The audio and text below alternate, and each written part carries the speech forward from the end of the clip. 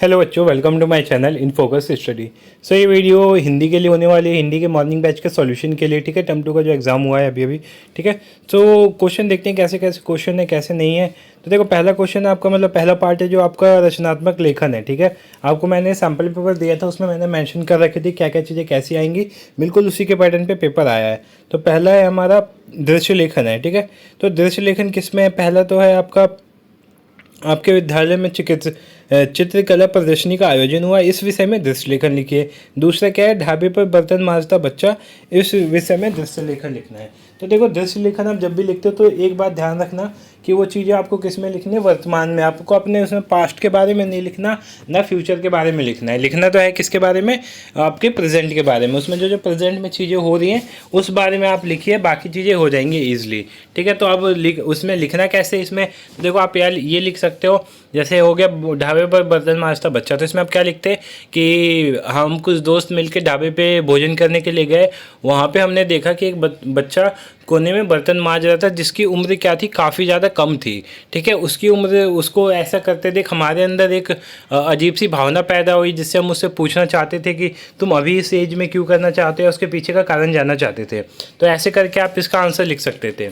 ठीक है, बाकी सेकंड क्वेश्चन क्या है? ईंधन के मूल्य में उत्तरोत्तर वृद्धि पर चिंता प्रकट करते हुए भारत सरकार के परिवहन मंत्री को पत्र लिखिए। और इसी में ऑप्शन में क्वेश्चन था, राष्ट्रीय कृषि अनुसंधान केंद्र में सहायक अधिकारी के पद पर आवेदन पत्र लिखिए। तो दोनों में बता देता हूँ कैसे लिखना है आपको। देखो, ये तो हो गया सिंपल, आपको आवेदन पत्र का हो गया।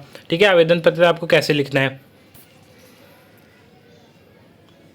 ठीक है, आवेदन पत्र देखो कैसे लिखते हैं। परीक्षा भवन, मतलब आप प्लेस लिखोगे, फिर डेट लिखोगे, फिर प्रति लिखेंगे। क्या लिखेंगे?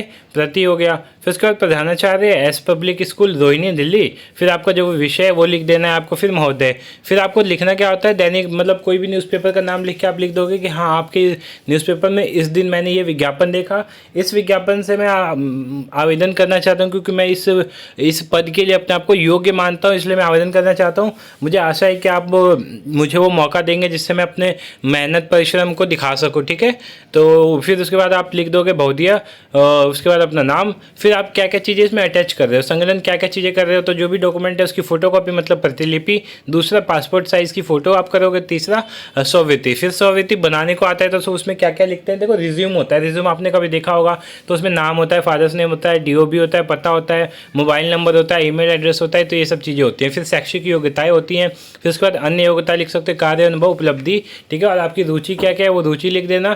फिर उसके बाद डेट और अपने साइन कर देना। भाषा भी लिख सकते हो, कौन कौन सी भाषा का ज्ञान है आपको। फिर सरकारी पत्र जो आया था कि प्राइस जो हाइक हो रहा है, उसमें लिखना था आपको परिवहन मंत्री को। ठीक है, तो यहाँ पे देखो चेंज है, आप चेंज कर देना सिंपल सा। आप एड्रेस लिखोगे गृह मंत्रालय नई दिल्ली, डेट लिख दोगे। फिर प्रेक्षक लिखोगे दीनदयाल उपाध्याय सचिव भारत सरकार। फिर गृह मंत्री की जगह क्या कर दोगे आप? परिवहन मंत्री कर देना नई दिल्ली।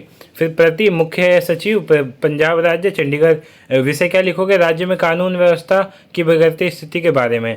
ठीक है, तो ये लिख दोगे आप। फिर फॉर्मेट यही रहने वाला है, मुझे सूचना देने का निर्देश हुआ कि पंजाब राज्य में कानून व्यवस्था दिनों दिन क्या हो रही है? बिगड़ती जा रही है। तो ऐसे आप लिख देना कि हमारे यहाँ कि पेट्रोल डीजल की कीमत क्या हो रही है? दिन ब दिन बढ़ती जा रही है। बाकी हर चीज़ आप सेम लिख सकते थे। फिर उसके बाद बहुदिया लिखना, फिर आप अपना नाम लिख देना, क्या कौन से पद पे वो लिख देना।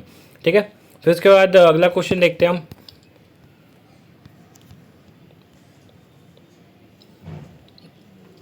थर्ड क्वेश्चन है, ये कार्यसूची तैयार करना है, और फिर इसी में ऑप्शन में क्वेश्चन है एक, प्रतिवेदन तैयार करना है। ठीक है, मैं आंसर लास्ट में बता दूंगा, पहले क्वेश्चन देख लेते हैं। फिर इसी में ऑप्शन में क्वेश्चन है 2 नंबर का, स्मरण पत्र या अनुस्मारक क्या होता है? प्रेस विज्ञप्ति से आपका क्या अभिप्राय है? चौथा क्वेश्चन है, स्ववृत्ति की किन्हीं 2 विशेषताओं का उल्लेख करें, फ्लैशबैक तकनीक क्या है? फिर आता है पार्ट बी जो कि खंड ख है। ठीक है, इसमें बुक से क्वेश्चन आते हैं। पर तुझे है नाश पथ पर चिन्ह अपने छोड़ आना, जाग तुझे दूर जाना। इस पंक्ति में निहात काव्य सौंदर्य के बारे में आपको बताना था। नेक्स्ट क्वेश्चन है, बादल को घेरता देख, गिरते देख, कविता में बादलों का सौंदर्य के अतिरिक्त और किन चीज़ों का चित्रण किया गया है? ठीक है, फिर पत्नी की आंखें नहीं हाथ हैं जो मुझे थामे हुए हैं। घर में वापसी की कविता में इस पंक्ति से आपका क्या आशय, कवि का क्या आशय, ये बताना है। ठीक है, देखो सिंपल सा है यार, इसमें पत्नी की आंखें नहीं हाथ है, मतलब जो कवि जो इसमें पोएट बताता है कि जब घर में जाते हैं तो उसकी सबकी आंखें दिखती हैं, तो एक एक करके सबकी आंखों के बारे में बताता है। वैसे बता बताता है पत्नी की आंखें नहीं, क्या है, हाथ है। हाथ मतलब पत्नी ने ना उसको संभाल रखा है, उसको इतनी मुश्किलों के बावजूद भी पत्नी उसको संभाले रखे गिरने से बचाती है। तो इस चीज़ों को आप एक्सप्लेन कर सकते थे। छठा क्वेश्चन है, निम्नलिखित में किसी एक प्रश्न का उत्तर देना था, 2 नंबर का था। ठीक है, रिश्ते हैं लेकिन खुलते नहीं है, घर में वापसी कविता की इस पंक्ति का आशय बताइए, या फिर चकवा चकवी पक्षी के विषय में कवि नागार्जुन का क्या मतलब था। तो अब देखो पहला वाला कर सकते थे, रिश्ते हैं लेकिन खुलते नहीं है। देखो जो रिश्ते हैं लेकिन खुलते नहीं है, इसमें क्या होता है, गरीब जो फैमिली होती है उसकी फैमिली गरीब होती है, ठीक है, लेकिन उनके ऐसे रिश्ते होते हैं जो खुलते नहीं, मतलब उनके दरारें नहीं आती, वो दूर नहीं जाते। जैसे अमीर परिवार में होता है दरारें आ जाती है, इनमें नहीं आती। तो यही इसमें आशय था इसका। फिर 7वां क्वेश्चन है, 2 क्वेश्चन करने थे। ज्योतिबा फुले और सावित्री फुले ने समाज हित में क्या क्या काम किए। फिर गूंगे ने अपने स्वाभिभाविक होने का परिचय कैसे दिया। फिर भट्टे की जिंदगी कैसे थी, खाना बदोश के आधार पर आप बताइए। देखो भट्टे की जिंदगी कैसे थी, वहाँ पे उनसे मजदूरी कराई जाती थी, बदले में उनका शोषण किया जाता था। वहाँ पे जो महिला थी उसका यौन शोषण किया गया, ठीक है, उसको पीटा भी गया था, उनको घर बसाने नहीं दिया जाता था, उनसे दिन ब दिन काम करवाया जाता था, काम के बदले में उनको वेतन भी, मेहनताना भी कम दिया जाता था। ये सब पॉइंट मेंशन कर सकते थे। 8वां क्वेश्चन है, निम्नलिखित में से किसी एक प्रश्न का, 2 क्वेश्चन थे, 2 में से किसी एक का आंसर देना था। ज्योतिबा फुले द्वारा स्थापित आदर्श परिवार की परिभाषा क्या थी।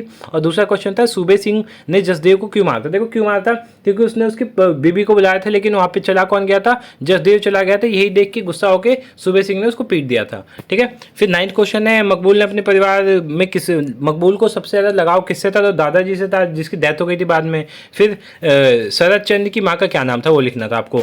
सिंपल सा एक वर्ड में आंसर लिखना था आपको। आवारा मसीहा पार्ट, अगला क्वेश्चन इसमें ख पार्ट है, 6 नंबर के 2 क्वेश्चन अटेम्प्ट करने। आवारा मसीहा पार्ट क्या है, बताइए कि उस समय के और वर्तमान समय के पढ़ने लिखने के तौर तरीके में क्या अंतर है। आप पढ़ने लिखने के कौन कौन से तौर तरीके के पक्ष में और विपक्ष में क्यों है, आपको ये भी बताना है। नेक्स्ट क्वेश्चन है, मंजिल तक पहुंचने में मकबूल के पिता का योगदान बताइए। फिर दादा के मरणोपरांत मकबूल की क्या दशा हो गई, वो शांत रहने लगा था, चिंतित रहने लगा था। तो ये सब आपको पॉइंट मेंशन करने थे। होप्स आपको ये वीडियो अच्छी लगी हो। वीडियो अच्छी लगी तो वीडियो को लाइक करना, चैनल को सब्सक्राइब कर देना for further information. Thank you so much.